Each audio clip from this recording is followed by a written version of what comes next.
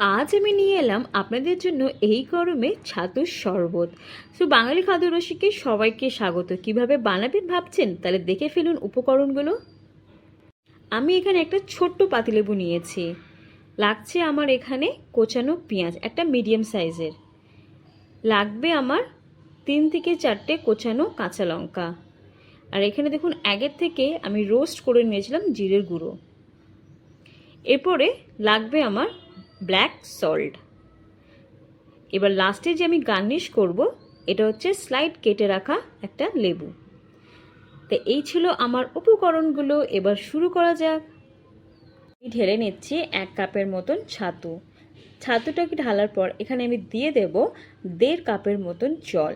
জলটা কিন্তু অবশ্যই আপনারা মেপে দেবেন। বেশি জল দিয়ে দিলে কাদা কাদা হয়ে যাওয়ার চান্সেস থাকে।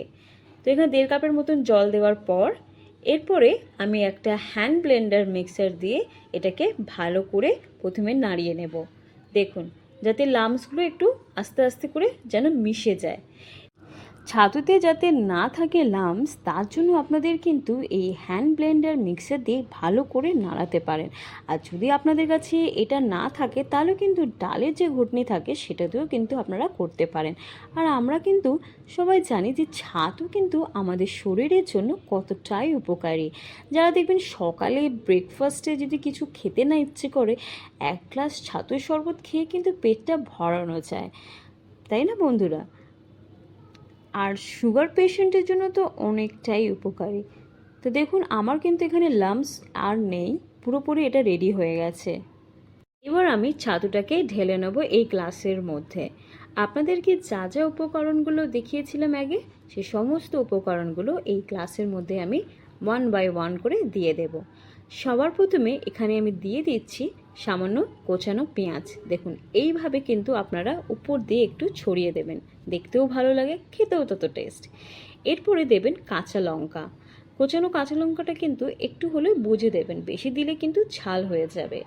দিয়ে দিচ্ছি সামান্য রোস্ট করা জিরের গুঁড়ো। এরপরে দিয়ে দেব ব্ল্যাক সল্ট।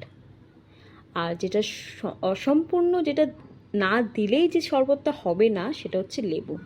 লেবুটাকে আমি এইভাবে চেপে চেপে করে রসটা বের করে নিচ্ছি। দেখতে কতটা সুন্দর লাগছে না? তো বন্ধুরা এইভাবে কিন্তু আপনারা একবার হলেও বাড়িতে নিশ্চয়ই ট্রাই করবেন। এবারে দেখুন আমি সমস্ত উপকরণগুলো এইভাবে মিশিয়ে নিচ্ছি একটা চামচের সাহায্যে।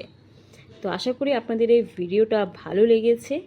আর যদি ভালো লেগে থাকে তো অতি অবশ্যই একটা লাইক, শেয়ার আর সাবস্ক্রাইব করতে কিন্তু একদম ভুলবেন না।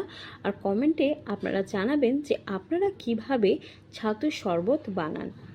তা আবার দেখা হবে আপনাদের সাথে আর একটা নতুন রেসিপি নিয়ে। Till then, bye by.